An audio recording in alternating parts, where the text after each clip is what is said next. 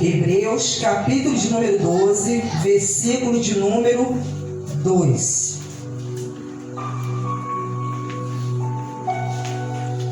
Amém? Diz assim a palavra do Senhor: olhando firmemente para Jesus, o autor e consumador da nossa fé. Vamos ler novamente? Olhando firmemente para Jesus, o autor e consumador da nossa fé, o qual, em troca da alegria que lhe estava proposta, suportou a cruz, sem se importar com a vergonha, e agora está sentado à direita do trono de Deus. Portanto, pense naquele que suportou tamanha oposição dos pecadores contra si mesmo, para que vocês não se cansem nem desanimem. Pai, aqui estamos, meu Deus, na Tua presença, Pai querido, para dar glória e louvor ao nome do Senhor. Pai, pedimos a Ti que envia-nos a Tua palavra, fazendo com que ela produza em nós o resultado. Trazemos, ó Deus, a fé, Pai, a fé que vem por ouvir pela Tua palavra. Que corações já estejam prontos e preparados para receber a semente que é a palavra do Senhor, para que ela dê o seu fruto a 100, a 60 e a 30 por um, Pai. Pai querido, venhamos, ó Deus, dar glória ao Teu nome. Ó Deus bendito, que Teu Santo Espírito coopere comigo enquanto estou ministrando, meu Deus, salvando, curando e libertando, meu Deus amado, fazendo, ó Pai, a Sua vontade, em nome de Jesus, amém. Desocupe e aplaude a palavra de Deus, ocupe as suas mãos e aplaude a palavra de Deus. Glórias a Deus, amém. É o que nós vamos falar hoje sobre olhando para Jesus. Amém? Glórias a Deus. Então vou ler novamente aqui o texto que diz: olhando firmemente para Jesus. O que significa olhar firmemente? Significa que olhar com atenção, olhar atentamente, olhar de modo fixo, sem desviar o olhar. Isso é olhar firmemente. É olhar sem você perder o foco, a sua direção. Então, a palavra de Deus, ela nos diz para nós olharmos firmemente para Jesus, porque Ele é o autor e consumador da nossa fé. Mas quem é Jesus? Antes de falar sobre o autor e consumador, eu quero falar quem é Jesus. Abra em Apocalipse 19, versículo de número 11, o qual o apóstolo João ele tem uma visão a respeito de Jesus. E ele fala aqui, no versículo 11: vi o céu aberto, e eis um cavalo branco. O seu cavaleiro se chama Fiel e Verdadeiro, e julga e combate com justiça. Os seus olhos são como chama de fogo. Na cabeça dele há muitos diademas. Tem um nome escrito que ninguém conhece, a não ser ele mesmo. Está vestido com um manto encharcado de sangue, e o seu nome é o Verbo de Deus. Algumas traduções trazem a palavra de Deus. Então, quem é Jesus? Jesus, ele é o Verbo, o qual o apóstolo João, no Evangelho, ele diz que esse Verbo se fez carne e habitou entre os homens. Vamos voltar lá em Hebreus 12, 2. Então nós aprendemos aqui que Jesus, ele é o Verbo, a palavra de Deus. Então diz aqui que ele é o autor e consumador da fé.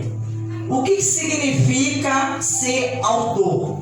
Ser o criador, aquele que dá origem a algo. Ele é o que criou a fé, a fé vem por meio dele. Não é o que está escrito em Romanos 10:17? Que a fé vem por ouvir e o ouvir pela palavra de Deus. Então é por meio da palavra, é por meio de Jesus que a fé ela vem. Ele é o autor, é ele que produz a fé em nós, é ele que planta a fé em nosso coração. A fé que vai nos conduzir à salvação, que vai nos conduzir à vida eterna, a entrarmos no reino de Deus, olhando firmemente para Jesus, o autor e consumador da fé.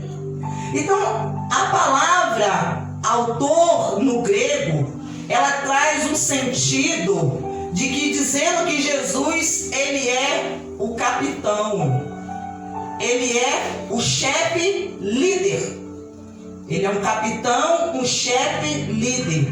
Ou seja, é ele que criou a fé e é ele que, através dessa fé a qual ele nos dá, ele vai dirigir a nossa vida. Através dessa fé. Ele vai ter o controle da nossa vida, é ele que controla, é ele que vai à frente, dirigindo a nossa vida. Então, agora eu quero falar sobre consumar. Diz que ele é o consumador da fé. No dicionário, português, consumar significa o quê? Completar, terminar, realizar, aperfeiçoar, coroar. E também significa conduzir algo à parte final do seu desenvolvimento. Então Jesus é aquele que nos dá a fé, é ele que planta a fé em nosso coração, ele inicia por meio da fé uma obra em nossa vida, é ele que começa essa obra. Ele é chamado em Apocalipse do princípio e o fim, porque ele começa, mas ele também consuma, ele completa, ele termina a obra. Então, no grego, o sentido de consumar significa também completar, finalizar. Então, ele começa e ele completa. Então, ele vai conosco do início ao fim. Então, é dele a fonte. Ele é a fonte, mas ele também é o quê? A sustentação. Ele é a sustentação dessa fé. Ele é a fonte, aquilo que produz a fé. Mas ele também é a sustentação dessa fé. Então ele nos manda olhar para Jesus, olharmos firmemente. Estarmos com os olhos fixos nele. Não desvie o seu olhar de Jesus. Então olhar para Jesus é você olhar para a palavra de Deus. A palavra a qual nos tem sido revelada.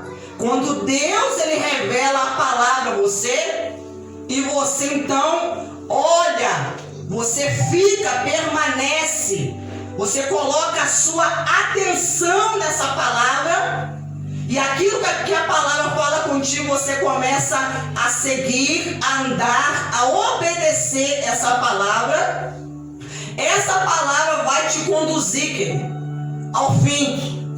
Ela vai nos conduzir à salvação, ao complemento da obra a qual foi iniciada. Então nós vemos aqui que ele produz essa fé, e o propósito dele produzir essa fé é o que? Trazer a nós aperfeiçoamento. Por isso que ele fala que ele consuma, ele nos dá a fé para que nós venhamos praticá-la, por meio dela venhamos ser aperfeiçoados e venhamos ser coroados. Então o propósito de Deus não é que tenhamos uma fé e no meio da nossa caminhada, que nós estamos andando com Deus, nós venhamos retroceder, porque o que ele diz? Que ele não tem prazer nos que retrocedem. naqueles que param, desistem e olham para trás, mas Ele tem prazer naqueles que perseveram para a conservação da sua alma. Então o prazer de Deus está naquele que persevera, aquele que abraçou a fé e aquele que persevera até chegar ao fim. Porque é na nossa perseverança que ganharemos a nossa alma. Então aquele que decide parar, retroceder, esse que ele não vai alcançar a salvação da sua alma, olhando firmemente para Jesus, o autor e consumador da fé, o qual em troca da alegria que estava proposta. Então Jesus, olhando para a alegria, aquilo, o resultado do sacrifício o qual ele faria, porque ele sabia que ia fazer um sacrifício, mas que esse sacrifício iria proporcionar, ia trazer a ele uma alegria, um resultado. Então, o qual em troca da alegria que estava proposta, suportou a cruz.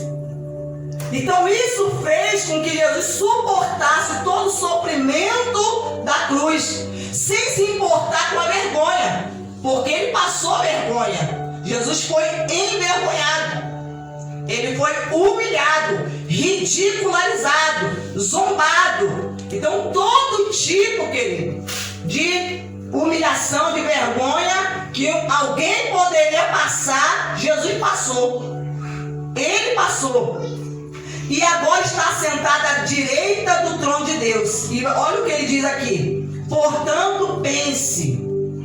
Ele está falando, pense. Você que está cansado, dizendo que está cansado da sua caminhada com Deus. Você que fica dizendo que está desanimado. Ele está dizendo, portanto, pense naquele que suportou tamanha oposição. Então ele, querido, suportou, venceu as oposições dos pecadores, aqueles que o diabo usou contra ele para se opor. Mas ele venceu, ele suportou tudo isso, né? E diz aqui, para que vocês não se cansem nem desanimem. Então toda vez que você estiver cansado, toda vez que você desanimar, ele está falando, pense no que Jesus suportou, pense no que ele sofreu, pense no que ele passou por amor a nós, por causa de nós. Então pense, traga à sua memória isso. Porque quando você traz isso à sua memória, rapidamente, querido, aleluia, as suas forças se renovam. Logo você se reanima, porque você vai, né, trazer à sua memória o que aconteceu há 2000 anos atrás, o sacrifício que foi feito, que houve um preço pago pela sua alma, pela minha alma, houve um preço pago, e que nós, querido, não podemos correr em vão.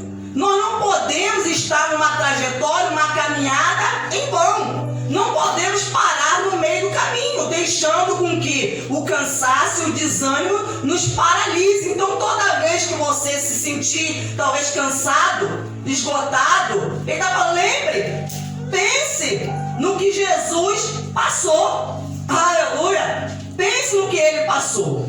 Então, nós falamos aqui, olhando firmemente para o autor e consumador da nossa fé. Então, ele é aquele que inicia em nossos corações, que planta a fé em nosso coração e que vai fazer com que essa fé seja aperfeiçoada. Olha o que diz aqui em Filipenses. Filipenses capítulo 1, versículo de número 6. Diz assim, estou certo de que aquele que começou a boa obra em mim há de completá-la até o dia de Jesus Cristo. Vou ler novamente. Estou certo de que aquele que começou. E como ele começou? Através da fé. A fé a qual ele nos deu. Ele nos deu essa fé e por meio dela ele começou uma boa obra em você e há de completá-la até o dia de Cristo Jesus.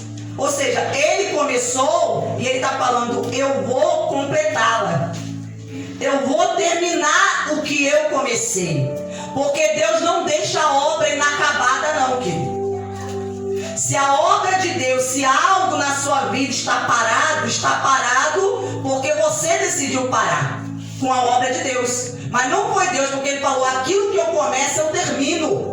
O que Deus começa, ele termina. Ele não deixa a obra inacabada, parada não. Então ele está falando que isso aqui é uma promessa. Que aquele que começou a boa obra, ele vai completá-la, ele vai concluir, ele vai finalizar o que ele começou. Aleluia! Glórias a Deus. Amém? Louvado seja o nome do Senhor. Agora abra sua Bíblia em Tiago. Guarde todas essas revelações no seu coração. Tiago capítulo 1, versículo de número 12.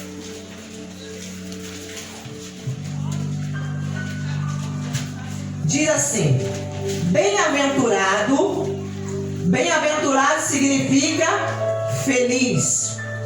Feliz é aquele que suporta com perseverança a provação. Porque depois de ter sido aprovado, receberá a coroa da vida, a qual o Senhor prometeu aos que o amam. Olha que coisa forte. Feliz aquele que suporta com perseverança. Porque quem suporta com perseverança está seguindo o exemplo de Jesus, que suportou com perseverança.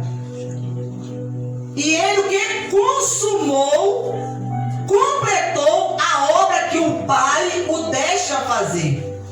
Porque a palavra de Deus fala que ele foi obediente até a morte, morte de cruz. Então na cruz Jesus consumou. Ele terminou a obra. Tudo que o Pai o designou, o que o Pai mandou que ele fizesse, ele fez. Então ele consumou a obra da salvação na cruz. Quando ele disse, está consumado. Pai, está feito.